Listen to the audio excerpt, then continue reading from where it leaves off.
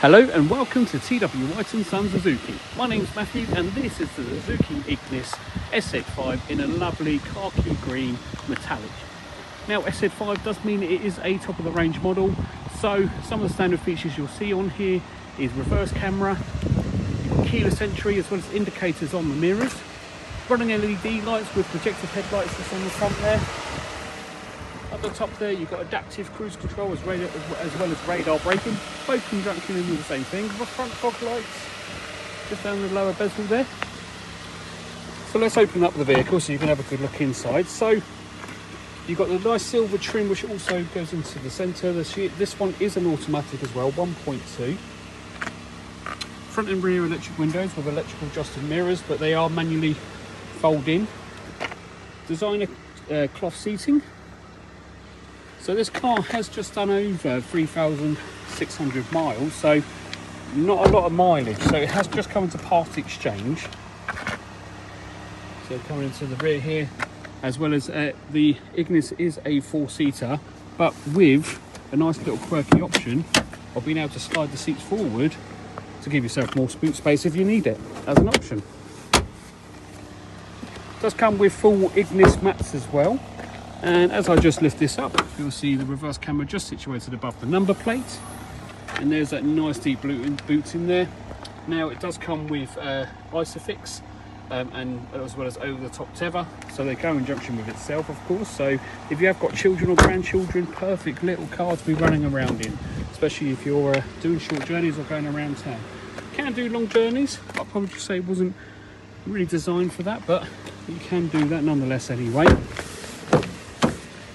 Now, Suzuki Ignis is classed as a compact SUV, and although she is a hatchback, she does actually sit higher than conventional hatchback. So that's why they call it a compact SUV, even if it is of the smaller kind. So let's jump into the car and have a look around.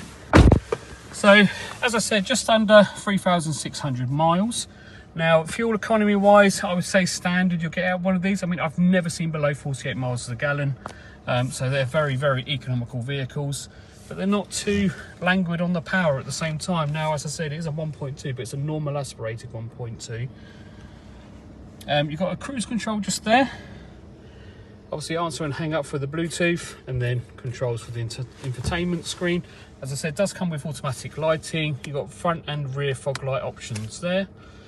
And then just coming down to the box here now, it does show you which gear you're going to be in, but not down there. It shows you on the screen there. So I'll put that into reverse. You'll see that changes along the way. So you've got your daytime mode, your nighttime mode, race mode, and obviously parking. But in all seriousness, reverse, neutral, drive, and manual mode. So manual mode means you've got flappy paddles, so just here. So you've got one here to go up and down between the gears, if that's what you want to do. Climate control, so you can set the temperature by 0.5 degree at a time, as well as the option to charge your phone. So the other cool thing is this does come with Android Auto and Apple CarPlay, so if you want to connect, you can connect your USB to your phone down the bottom there, and it'll feed it up to the screen there for you able to use your live map data. However, this does have maps as standard. Doesn't give you the live traffic information, so if you do want to use that, just use your own phone, but you can obviously use the sat nav in here if you chose to do that.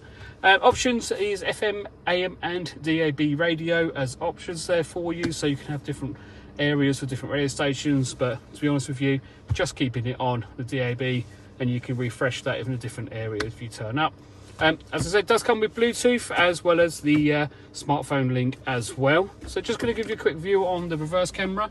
So, you know, not exactly central where the camera's situated, because it's actually on the rear left hand side of the camera, so it's obviously viewing across this way, but you know that is pretty much more central than you can get to where the camera sits. So just above the number plate, as I said, so you can just see your bumper line there.